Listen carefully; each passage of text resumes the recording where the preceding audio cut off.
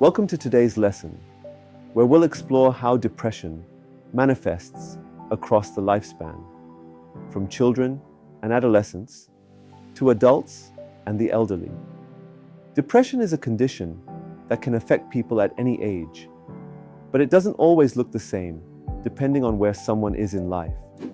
Understanding how depression presents at different ages is crucial in identifying it early and ensuring proper treatment. Let's begin with children. Depression in children can be difficult to recognize, as it often doesn't appear in the same way it does in adults. Children with depression don't always express feelings of sadness in obvious ways. Instead, they might show more irritability or anger. They might act out at home or at school, or withdraw from activities that they once enjoyed. It's important to note that children often lack the emotional vocabulary to articulate what they're feeling. They may also experience more somatic symptoms like stomach aches, headaches, or fatigue, which can be mistaken for physical illness. Children with depression might also struggle in school, not just because they feel down, but because their concentration is impaired and they may have trouble keeping up with schoolwork.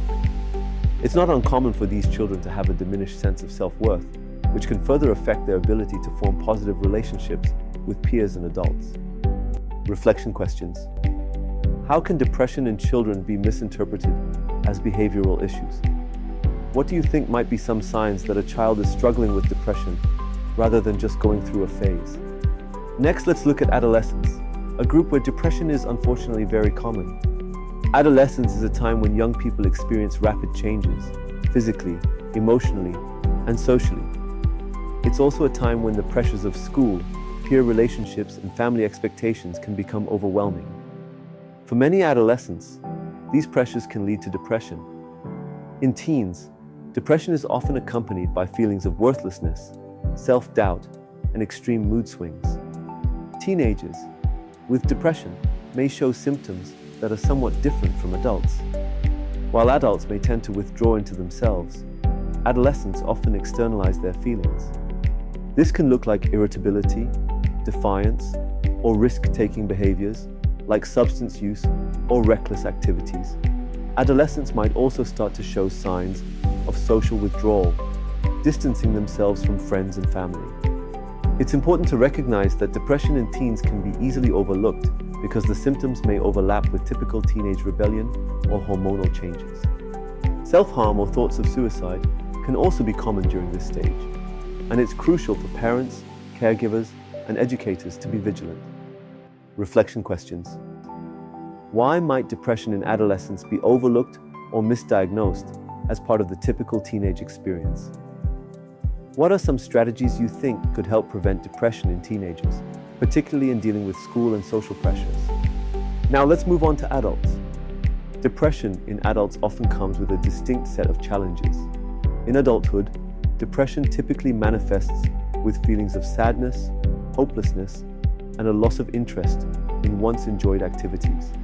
It's not just an emotional burden, it can also affect physical health, disrupting sleep, appetite, and energy levels. For adults, depression may be triggered by life stresses, such as job pressures, family responsibilities, or significant life changes like divorce, unemployment, or the death of a loved one. The pressure to balance work, relationships, and personal well-being can lead to feelings of overwhelm and helplessness. Workplace stress is a significant contributor to adult depression, and many people with depression struggle to meet expectations at work. Adults with depression might show signs of productivity loss, absenteeism, or lack of focus. In some cases, depression may even lead to chronic illness or co-occur with other conditions such as anxiety, chronic pain, or substance abuse. These comorbidities can complicate treatment and make recovery more difficult. Reflection questions. How might work-related stress contribute to depression in adults, and what can be done to address this? What are some of the challenges adults might face in recognizing depression in themselves? Finally, let's discuss depression in the elderly.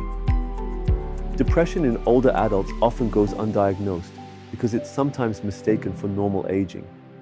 Seniors are at an increased risk of depression due to a combination of factors, including chronic health problems, loss of loved ones, and social isolation. Many elderly individuals may experience feelings of grief, loneliness, and worthlessness, especially if they've lost their independence or are dealing with significant health issues. It's also common for depression in the elderly to present more as physical symptoms. They might complain of fatigue, aches and pains, trouble sleeping, or loss of appetite, symptoms that can overlap with other medical conditions. Seniors are also more likely to experience depression alongside other health issues, such as heart disease, arthritis, or diabetes, which can make treatment more complex. For elderly individuals, support networks, whether family, friends, or caregivers, are critical. However, many older adults find themselves socially isolated, either because of physical limitations or the loss of loved ones, which only makes the depression worse. Reflection questions. What are some unique challenges that depression presents in the elderly population, and why are they often overlooked? How can communities or healthcare systems better support older adults who may be struggling with depression? In summary, depression looks different across the lifespan. In children, it may present as irritability and physical symptoms. In adolescence, it often manifests as mood swings and risk-taking behaviors. Adults experience depression with a focus on sadness, hopelessness, and life stresses, while older adults often face depression through physical symptoms and isolation. By understanding how depression affects people at different ages, we can better identify and address the condition across the lifespan. In the next video, we'll explore cultural considerations, how depression is perceived and managed in different cultures. Let's keep it going, and I'll see you in the next one.